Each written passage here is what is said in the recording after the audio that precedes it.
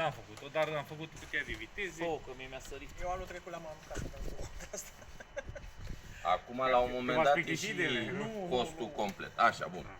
Ce vreau să zic? Deci dacă ar fi Ce nasul asta, impozitul, nu impozitul, n-am nicio la șansă. Ok. Da? rovinieta și asigurarea mare, că Oricum, eu e trebuie auto-utilitar. să suflăm și cablul ăla afară, pentru că am zis că cam asta facem de fiecare dată.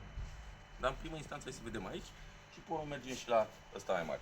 Și ca să facem toată treaba asta, trebuie să pornim compresorul, astea să fie închise, asta e pe poziția off, Asta este debitul. închis, exact, și aici e direcția. Așa presurizez tubul, iar în direcția asta e oprit, iar dacă mă duc și așa, Suge. nici măcar.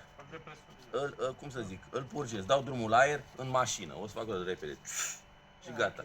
Ca să nu stau foarte mult, că puteam să stau mai mult cu atât. Cu totul. Exact, altfel stau și mai ales dacă am bureți sau am de chestii de astea de conectat una după alta, mă plictisesc.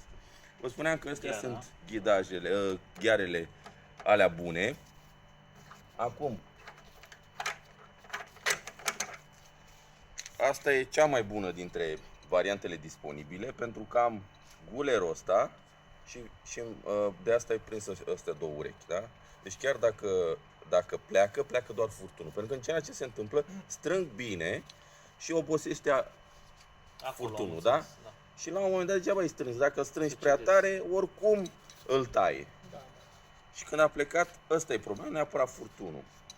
Și atunci, sistemul ăsta, chiar dacă ați văzut că am și o variantă intermediară fără piuliță. Da, am văzut. Deci nu e, dar sistemul ăsta e ok. Ce mai făceam noi pe vreme? Mai puneam cu o piuliță aici și legam o sârmă în caz că ceva, măcar să nu ține capul. Dacă te trezești, știi, bă, ăsta e furtunul, singur furtun pe care l-am. Încă la un moment dat va pleca, mai ales la 15 bari. Multe din astea sunt la 7 bari, da? Jumate din forță. Și atunci, și cum îl pun pe ăsta, vedeți că am aici un dinte, ăla e siguranța și poziția lui e asta la altă.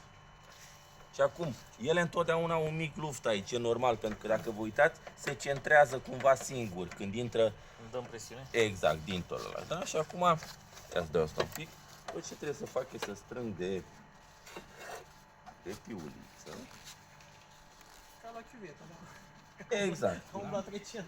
Acum nu neapărat de strâns ca să etanșeze, ci pur și simplu ideea din spate piuliței e să nu poți să rotezi de asta, să desfacă. Da? Uite, acum, spre exemplu, încă nu e sfântă. Da? Ce vreau să spune, chiar dacă faci așa, a prins o siguranță. Las că nu sunt mai importante. Bine, dacă are. Vrei să sunt și eu? Nu e asta problema e că trebuie un pic să... Deci n-ai și pe aici? Da, dar pe urmă are altă problemă ăla. Ce problemă? Vaselina aia poate să dea și în furtun.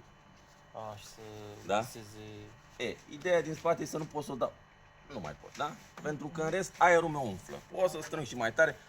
Mai devreme băieții mi-au strâns ăsta, zici că, știi, ca și la electroz la apar.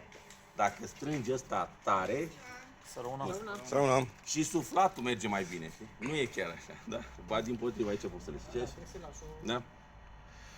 Așa, deci ăla e super ok, poate să scape un pic, nu asta ne problema principală, pentru că oricum compresorul poate să livreze foarte mult aer comprimat. Oricum o să scăpăm și pe la gărnitură. Și acum mergem în partea cealaltă.